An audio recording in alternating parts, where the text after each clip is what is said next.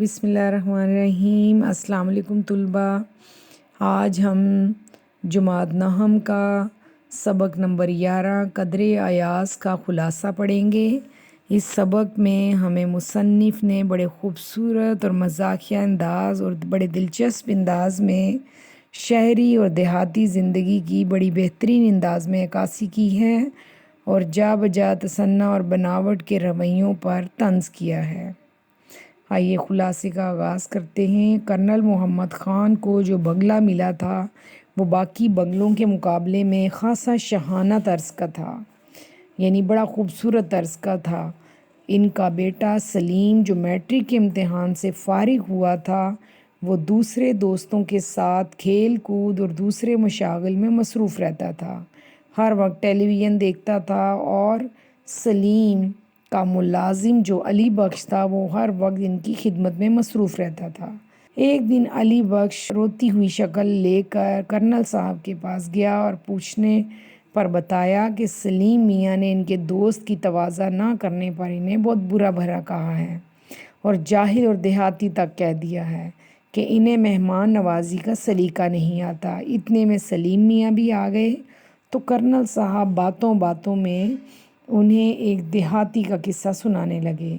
ایک لڑکا جس نے گاؤں سے پرائمری کے بعد شہر کے ایک اسکول میں داخل ہوا، وہ گاؤں میں چودھری کا بیٹا تھا۔ پہلے دن کلاس میں گیا تو اس نے صافہ اور تہمت باندھ رکھا تھا، اور استاد نے شلوار پہننے کو کہا تو بولا شلوار تو لڑکیاں پہنتی ہیں، پتلون کم ہی لوگ پہنتے تھے اس دور میں۔ سیکنڈ ہیڈ ماسٹر صاحب سوٹ پہنتے تھے۔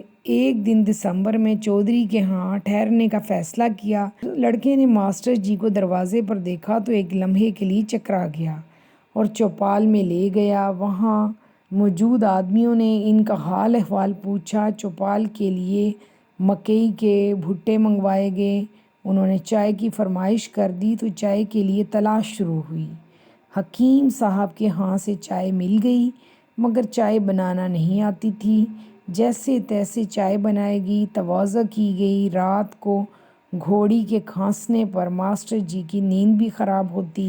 سلیم دیہاتیوں کی برائی کا کوئی موقع ہاتھ سے نہ جانے دیتا، ساتھ ساتھ دیہاتی زندگی پر تنقید بھی کرتا رہا۔